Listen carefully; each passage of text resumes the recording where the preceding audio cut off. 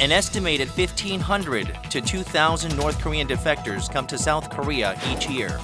Currently, about 26,000 North Korean defectors live in the South.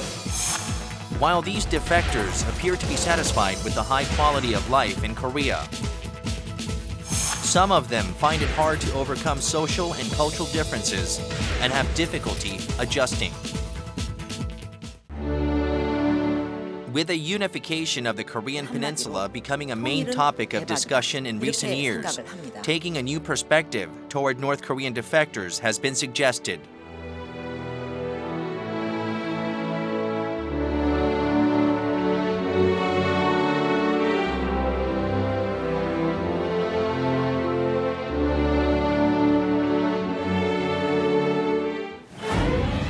What's in store for the unification leadership that South Korea expects from defectors?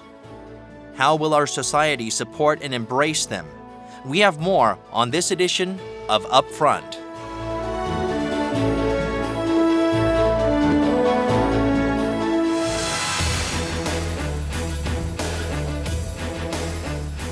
Thank you for tuning in and welcome to Upfront. I'm Na Hyun-kyung. Hello, I'm Yoo Jong-soo. On today's Upfront, we'll discuss the role that North Korean defectors will play in process of unification. And for that, we have two people joining us in the studio. On my right is Dr. Jung-ho Kim, the president of the North Korean Refugees Foundation, also known as the Korea Hana Foundation. Thank you for being here. Thank you. And on my left is Mr. Park Seok-gil, the director of research and strategy for Liberty in North Korea. Thank you so much for coming on to our show today. Thank you. Okay, first up, now the first question. In general, would you say North Korean defectors play a more positive or a negative role in the South Korean society? Absolutely, yes. But it has a precondition that we need to mobilize every effort, time and energy, and even patience. Without that preconditions, I cannot say it will make a positive and great impact on the reunification process. But if only we mobilize in that factors, I think we are very positive that North Korean refugees here will give a huge positive effect on the pre-unification and unification and even post-reunification process. Okay, so in general, overall, you do agree that they play a more positive role than negative in the South Korean society. And Mr. Park?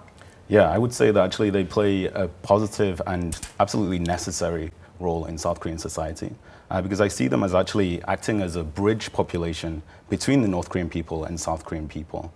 You know, as we all know, these two countries and these two people have been so extremely separated from each other for the last 60 years. And North Korean refugees or defectors in South Korea can help each side to understand each other. And that's really important for the long-term development of the Korean Peninsula. More than that, almost 24 million North Koreans are watching very closely what they are doing here in South Korea. And an interesting fact, which is in sharp contrast with the German case, is the North Korean defectors send money to their relatives in the north, and also they communicate with each other by cell phones. This is 21st century. So they are able to communicate with each other. Of course, yes. So they know, once they know that their families or friends are in South Korea, and they do hear how they are doing and how they are settling down in South Korea. So I can bet almost all North Koreans will realize that South Koreans are better off than North Koreans in economic, political, and social situation. Nevertheless, we have to be very careful in dealing with the feeling of relative deprivation on the part of North Koreans.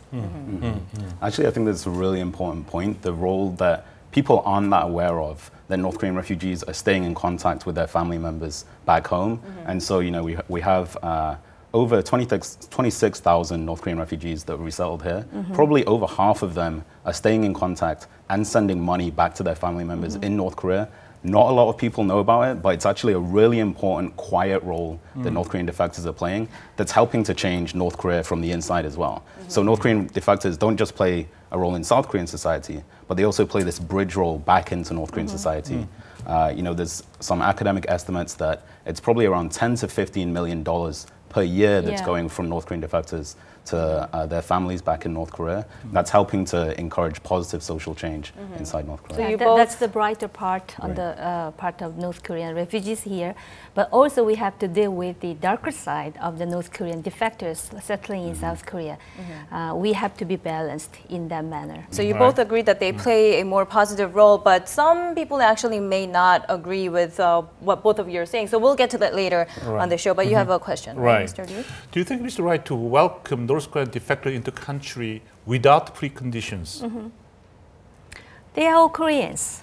And for almost 5,000 years, the Korean peninsula is a unified country altogether. So the division of the nation is a historical anomaly. So it's very natural for us to be reunified after all. In that manner, North Koreans are entitled to becoming members of the Republic of Korea.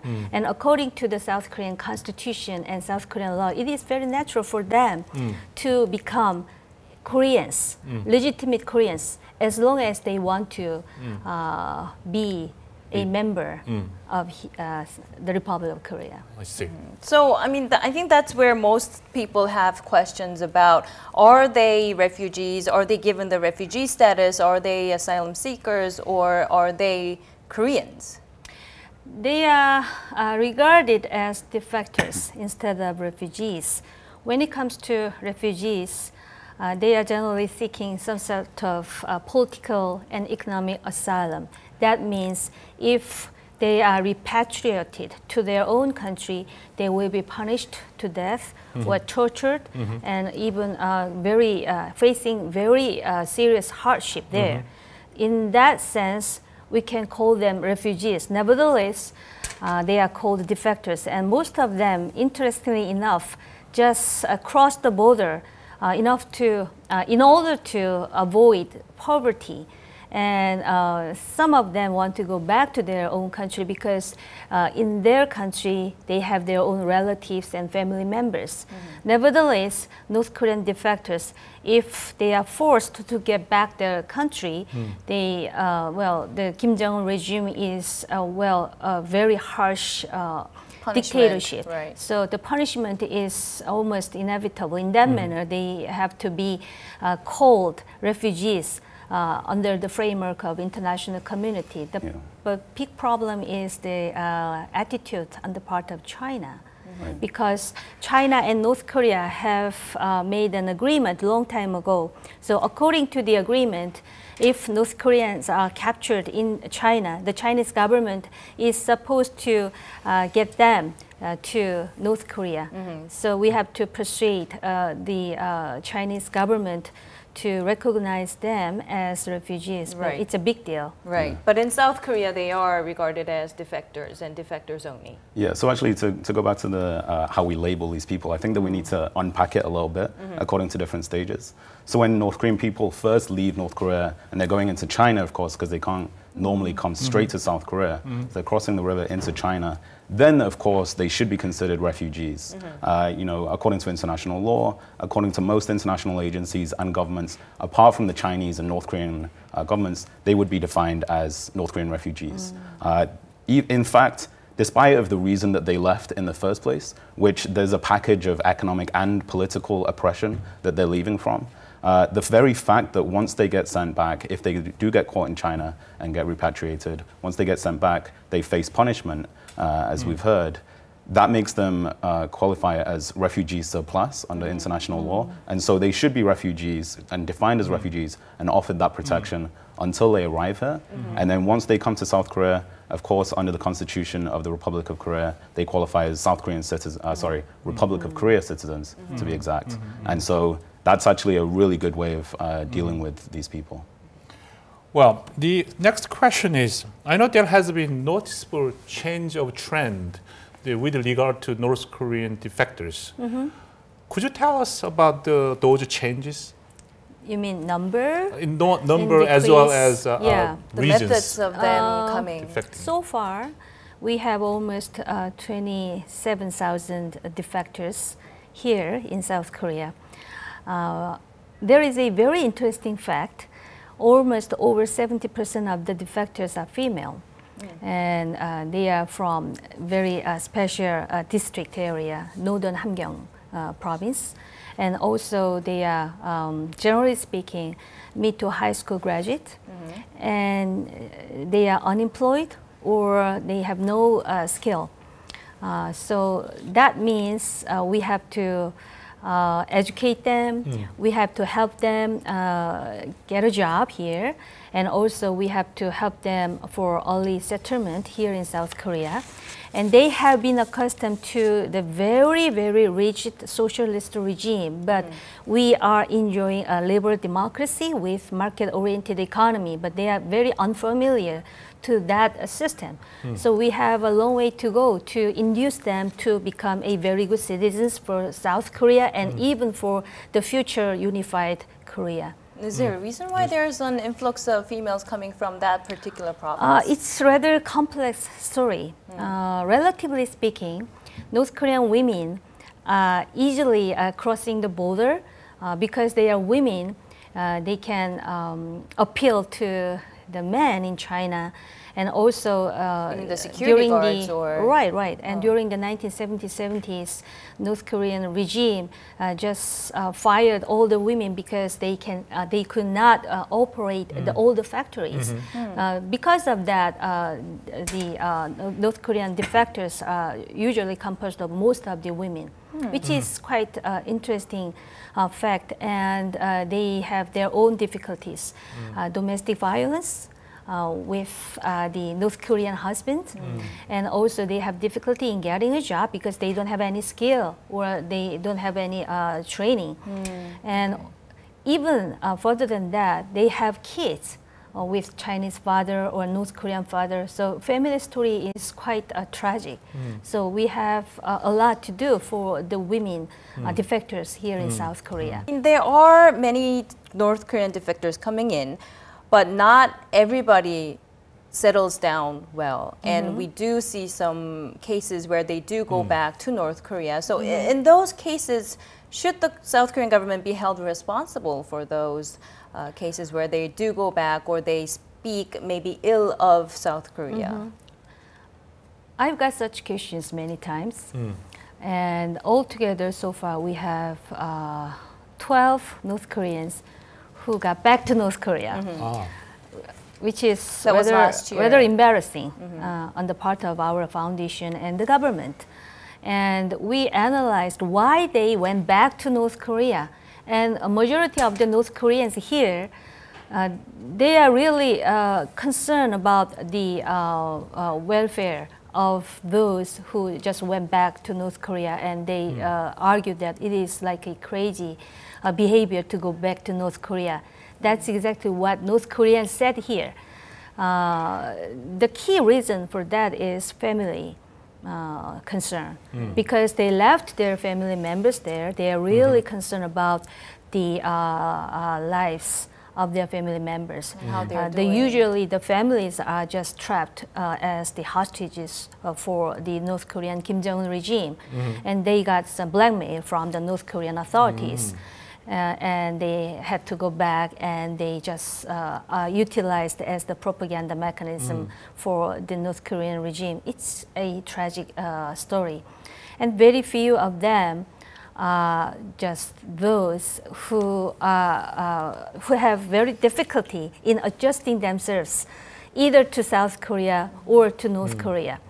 And an interesting fact we have to be reminded of is, of course, they came here for freedom and for better lives. But still,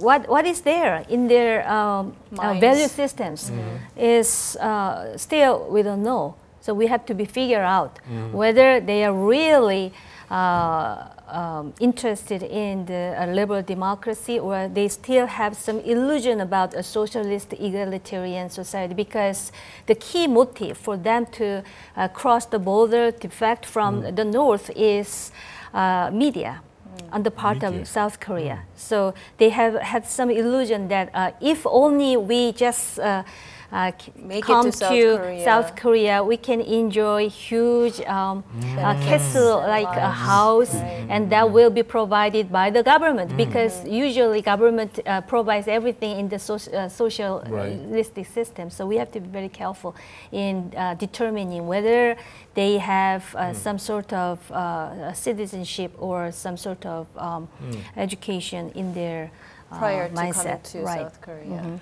Now, South Korea is not the only destination on the minds of North Korean defectors. When they first leave the North, they also settle down overseas. For example, Canada, the UK, and the US. And to answer some of our questions, we have Representative Cho Jin-hye, who has settled down in the US. She is the founder of an organization called North Korea in the US, or NKUS, joining us. So thank you very much for joining us today. And Ms. Cho, why was it the U.S. and not South Korea? And what would be some of the general reasons why some other people who've settled down in the U.S. to choose Washington, not over Seoul? The first time it's the Sunshine Police, because Sunshine Police is North Korean or South Korean government or the world people send back to the food or money to the government. That's why the government have more power and use that power very badly for the people. That's why if the North Korean defector, we don't like that policy. That's why I choose the America to go into there. And another reason is when I was in China, I was reading the newspaper. There's a 45 years old woman. She was finished the high school in that time. That's why I think I'm 21 years old. So if I go to the America, I have chance to learn about the English and going to the high school. That's why I chose the America. Ms. Cho, why have you put in so much effort into improving the lives of North Korean defectors? First time I was North Korean defectors, and my family, 2 younger brother, and my grandma and my father and my sister was die for hunger and die for torture. So right now I'm very happy to live in America, but when I have some nice food or nice place or happy time, I was always like miss them. That's why all the time I'm crying. So I think if I do something for the North Korean defector, that's like can help another brothers and North Korean defector. That's why, yeah. And what do you think is the ideal role that North Korean defectors can play when it comes to reunifying the two Koreas, and from those particularly in the U.S.? Because we are the defector and we was live in the North Korea, so we know North Korean defector or inside the North Korean, what kind of help or what kind of things they need, we know about that. So we have to learn about the freedom and loving the outside the country. That's why when the Korea is unification, we have to go inside and teach them to love, teach them what is outside the world. That's why I think very important for us. And the language things too. South Korean would speak Korean too, but their language North Korean cannot understand. So North Korean defector maybe like translate. I think your North Korean is part of the like a bridge with the North Korean and South Korean. All right, thank you very much for joining us today. That was Cho Jin-hye, founder of the NKUS.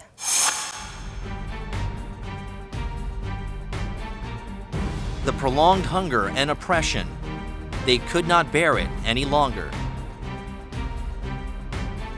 North Korean defectors risked their lives to escape the clutches of the communist regime.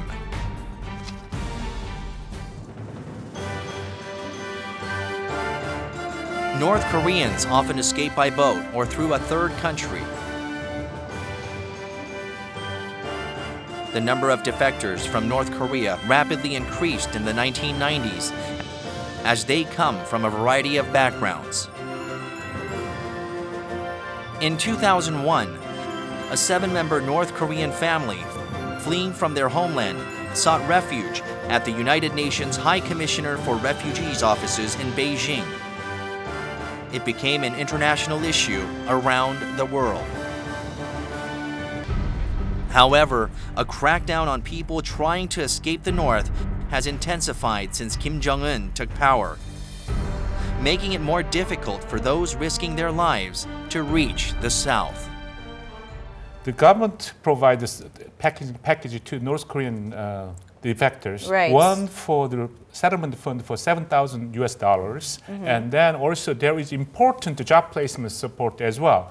In terms of education support-wise, 100% support on the national university tuition fees as well. So some may say the defectors are the newly emerging privileged population or group in Korean society. What do you think about this? Yeah, so-called reverse discrimination. Yeah.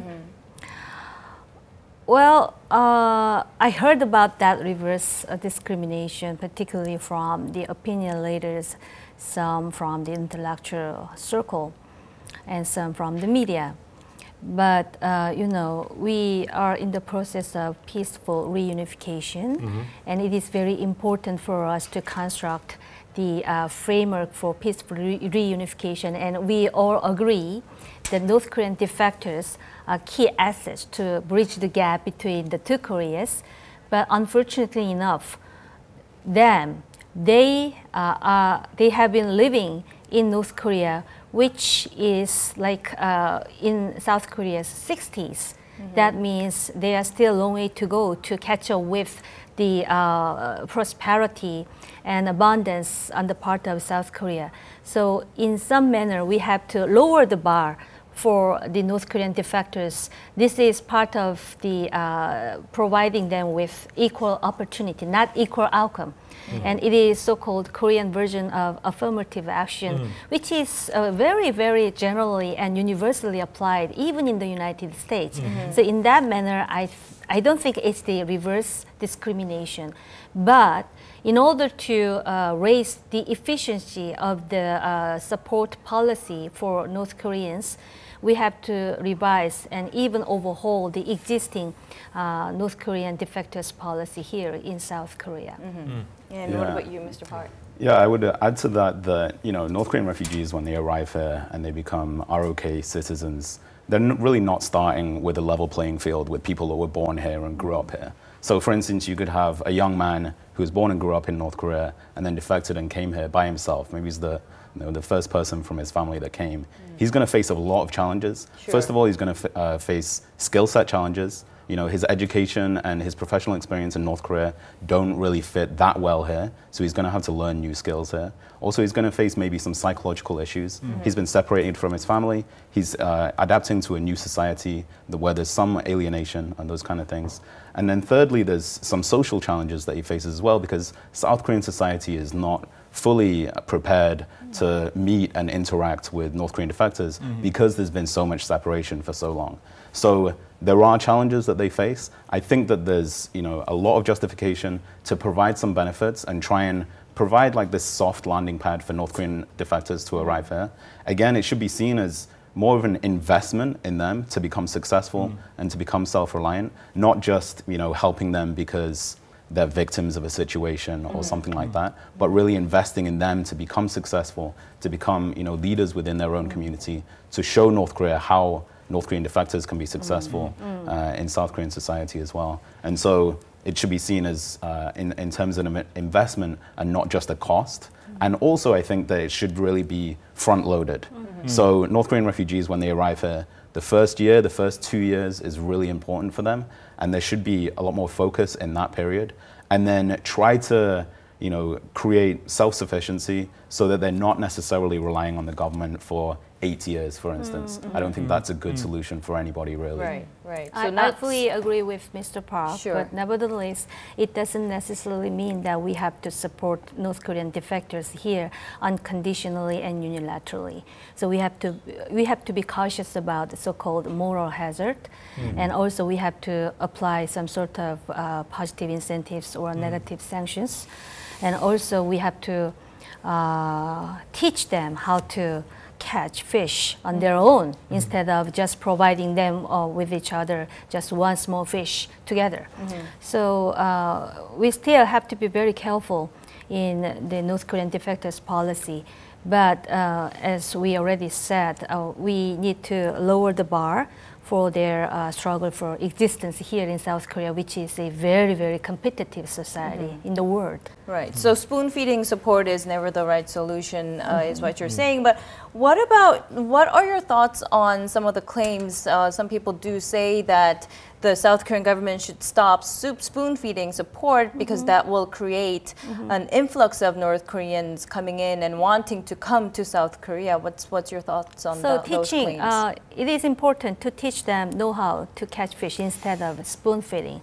We have to, in some manner, we have to stop spoon-feeding for those who especially have been here for almost over 10 years or 15 years. They are not defectors anymore. They are Koreans already. Right.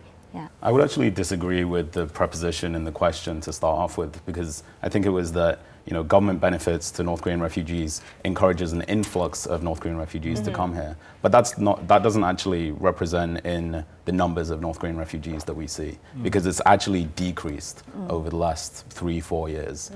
Under the last 5 years of Kim Jong-il's rule, there were roughly 2,500 to 3,000 North Korean refugees arriving here. Under the first 2 years of Kim Jong-un's rule, it's dropped to 1,500. So it's almost a 50% drop. And that's due to the border security between North Korea and China. What do you think about the building of systematic policy that we are geared to customize? For example, that age or gender or the how many years they lived here. So we can provide support by individualized. Do you think more customized? According to the law, relevant law, the protection duration is just 5 years. But when it comes to the healthcare, we are handling those North Koreans who have been here for almost 15 years.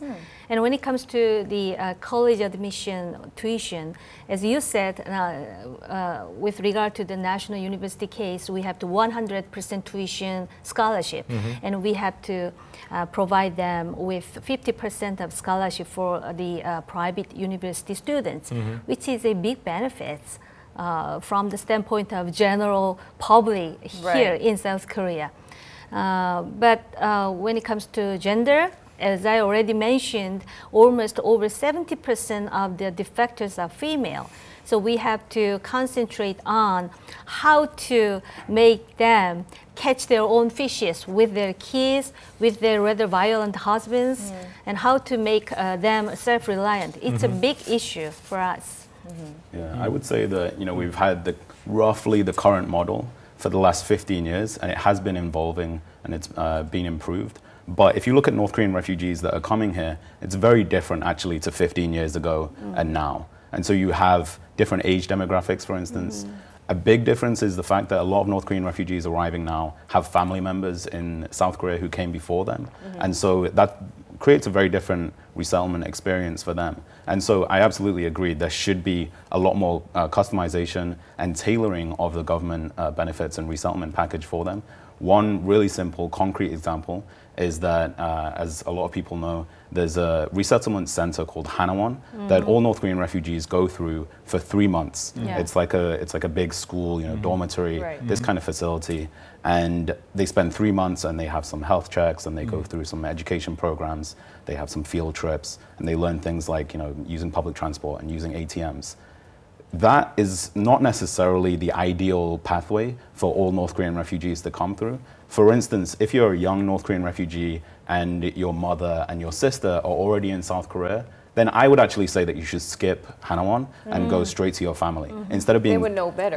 Yeah, exactly. And at the end of the day, learning to use South Korean public transport and stuff like that, which I did when I came here when I was 18 years old. I went the wrong way on the subway. I got off the wrong place on the bus. It's just, it's natural, but the best way of learning that is in South Korean society, not in a government-run education facility. So for a lot of these people, I think that this should be a lot more tailored. For some people, they should just skip Hanawon, or it should be vastly reduced just to 1 month or something, so that North Korean refugees don't go through this 6-month, effectively, if you add the NIS investigation with the Hanawon process, they're coming through and spending 6 months in compulsory government processes. And especially for a young North Korean refugee arriving here, that's a really long time to be separated from their family and to be just in a holding zone before they resettle into South Korean society, which is what they basically risk their life to do. Well, let's turn on government agencies. Currently, there are 19 organizations run by government to support defectors. And do you think that we need to have a kind of leading agency, sort of control tower, to coordinate each efforts as well as the programs? That's exactly what I emphasize. We have 19 government agencies, all the ministries, and in addition to that, those 19 ministries, we have relative government or just public institutions, including the Red Cross and democratic peaceful reunification bodies, and National Police Academy, and also we have private enterprises concerned, which are really interested in helping North Korean defectors in settling themselves here in South Korea. So we need a strong control tower from the viewpoint of government agencies, and also we have to need some sort of very efficient policy hub which can connect all the government and civilian bodies altogether concerned. So I think our foundation, as the only public institution dealing with the North Korean defectors, can play a role as a hub to connect all the civilian and public bodies together to enhance the efficiency of the activities for the North Korean defectors. And also, when it comes to the central government, the president or somebody has to take a pick some sort of government agency as the very strong control tower to control all the activities, policies, and strategies with North Korean defectors. Right, because there could be many overlapping issues or agenda as well. That overlapping activities finally just decreases the efficiency of the activities. And the satisfaction level on the part of North Korean defectors are very low, even though we have 19 government bodies and tons of public and private sectors dealing with North Koreans. Yeah, I would say that in the bigger picture, you know, a lot of this stuff has just been emerging over the last 15 years. South Korea doesn't really have a lot of experience with integrating refugees or immigrants from any other country. Doesn't really have a long experience even of social welfare systems compared to European or other OECD countries. And so it's probably time right now to have like a really serious evaluation and to have an overhaul. Because, you know, if you have 19 bureaucracies dealing with the similar issues, then you probably do need to have the coordination and maybe some consolidation. And to, of course, have like a central agency, which probably it would have to be under the mandate of the Ministry of Unification, with, of course, North Korean Refugees Foundation playing a really key role under that as well. Oh, this is not an issue limited only to the two Koreas. Many officials and activists work for empowering the lives of North Koreans. And one of them is Suzanne Schulte. She is an American human rights activist working for North Koreans. And she's also the vice co-chair of U.S. Committee for Human Rights in North Korea. And she joins us now. Thank you very much for joining us. And my first question is, what drives you to offer such strong support for North Koreans? Well, I got involved in hosting the first North Korean defectors that had ever spoken out in the United States back in 1997. And just hearing their stories just made me feel very passionate that I needed to do as much as I could to help promote human rights in North Korea and give them an opportunity to speak out about what was happening, the atrocities that were being committed against the North Korean people. You recently announced that you are running for a seat in the U.S. House of Representatives. Why? Well, it's interesting you asked that. The place that I'm running is in Northern Virginia, and there's a very large Korean American population in the district in which I'm running. So this will be an issue that's very important to them. And so it'll be very important to my constituents. And I think it'll give me the opportunity to be able to have a higher platform to advance human rights issues for North Korea. And for example, I was thinking that if I do get elected to Congress, rather than trying to convince a member of Congress to hold a hearing on North Korea human rights, I'll be in a position to actually convene a hearing on North Korea human rights. But I'm obviously running because of my concerns about my home area of Virginia, and it's because of my work promoting freedom and human rights abroad that made me realize that I really needed to help my own country, because I'm very worried about what's happening in America, that it doesn't really matter if I work to promote freedom and human rights abroad if those very principles are being undermined in America. And I'm very concerned about the future of America, and that's what prompted me to make the decision to run for Congress. Now, lately, there have been intensive talks about unification on the Korean peninsula. Do you think North Korean defectors living in South Korea can play an important role, a significant role in the process of unification? Absolutely. I think that it's really because of the bravery of the North Koreans that have escaped. And remember, every one of them, we're numbering now close to 27,000 now that have made it to South Korea. Every one of them experienced horrific suffering and just the perils of just being able to escape. I mean, these are our modern day heroes. And it's because of their testimony and their bravery and their willingness to speak out. That's why we now know about the atrocities that are happening in North Korea, the political prison camps, the trafficking of North Korean women in China. All these things are happening because of their willingness to speak out, their bravery in getting out, and then their willingness to speak out. And so absolutely, it's their work that is driving the whole North Korea human rights movement. And I think that the two significant things regarding the North Korean defectors as part of North Korea Freedom Week is, number one, we believe that they are our greatest resource to advise us on how best to promote human rights and freedom and democracy in North Korea, but also to communicate to the people in North Korea today that are suffering that their brothers and their sisters are working for the day when they will be free and that Korea will be unified as a democracy. All right, thank you very much for sharing your insights today. That was Suzanne Schulte, the Vice Co-Chair of U.S. Committee of Human Rights in North Korea. An era where 26,000 North Korean defectors live in the South. They are making their own Korean dream in different ways in various fields. Jo Myung-chul is the first ever North Korean defector to be elected to South Korea's National Assembly. He has been active in defector-related issues, suggesting prospects for the future of the North Korean regime and proposing a support bill for North Korean defectors. Arirang is a self-made woman who defected from the North. She began as a janitor and worked to make her dream come true as a food specialist. She has helped North Korean women settle down in the South. Former U.S. Secretary of State Hillary Clinton is among those who have praised her efforts. In the world of business, Shin Kyung-sun stands out. Shin created a business with annual profits of $1 million. Some North Korean defectors are voicing their opinions in the international arena in order to improve North Korean human rights. This was a false report. She's not North Korean. And they let me go.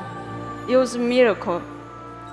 I'm confident that you will see more and more North Koreans succeeding all over the world, including the TED stage. Thank you.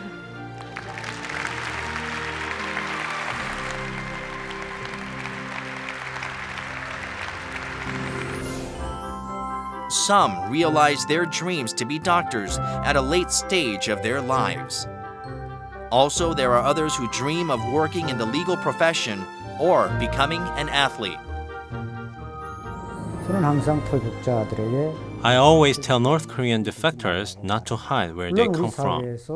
When Korea is united, they will be able to shine the brightest. Unification on the Korean peninsula will stimulate social integration, so our society needs to invest in young defectors to prepare them for the future.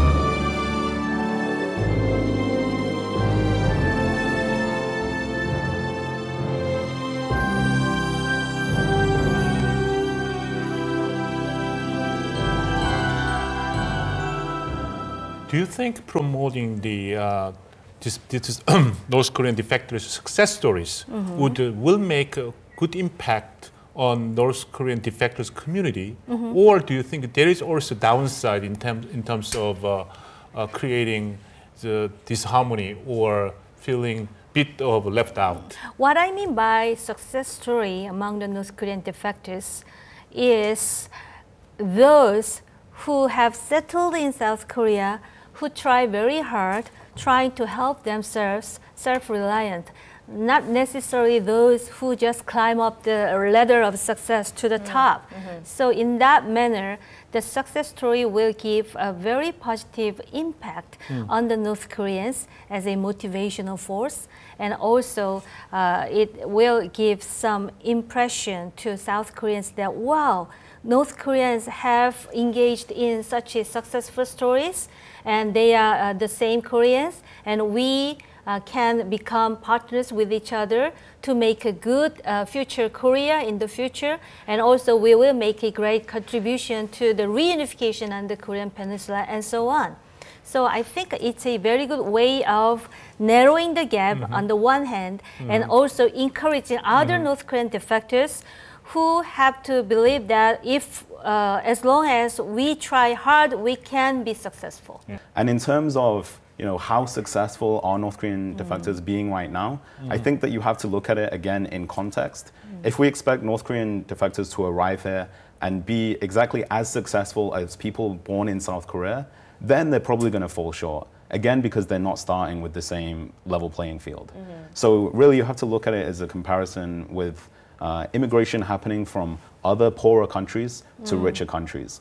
In the first generation, you never get the same educational, professional, and social attainment in the first generation of immigrants. But if you look at it in their context, where they're coming from, the challenges that they're facing, then I think that actually a lot of these people are successful. I look at a lot of North Korean refugees that we work with, and I'm really impressed, genuinely, because even though the challenges that they face, they study hard, they work hard, they hustle, they make money, and a lot of the times they're sending that money back, whilst at the same time, their South Korean counterparts, for instance, if they're young people, they're probably living with support from their parents and going to university and making foreign travel because they grew up here and they have the support of their parents. But for a young North Korean refugee coming here, they're actually going through the same path and maybe studying here, where at the same time is actually supporting their parents, sending money back, even the opposite way. So it's crucial that they do have jobs and that they are trained. In your foundation, you are actually currently running a project called the Merkel Project, named after the German Chancellor Angela Merkel. So it aims to help people get educated and have more opportunities, not only in the job market, but also in the society as well. So how do you plan to do this? Yeah, the Merkel project is little to do with the job project. It's to do with mentor-mentee program.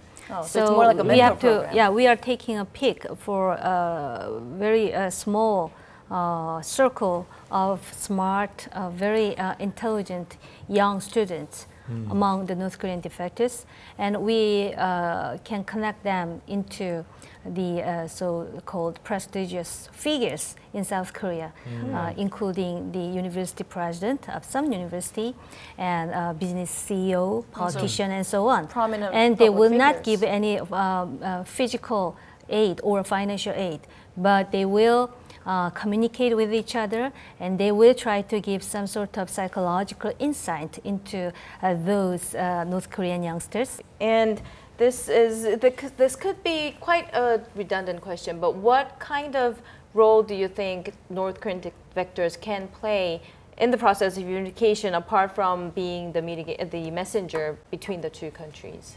Well, definitely, that's the major thing in the short term. It's acting as this bridge community whereby both North Korean people and South Korean people can learn from each other. But in the long term, exactly this kind of Merkel project and cultivating North Korean born business leaders, I think that's great in the short term and midterm in South Korea to create success stories and to these people.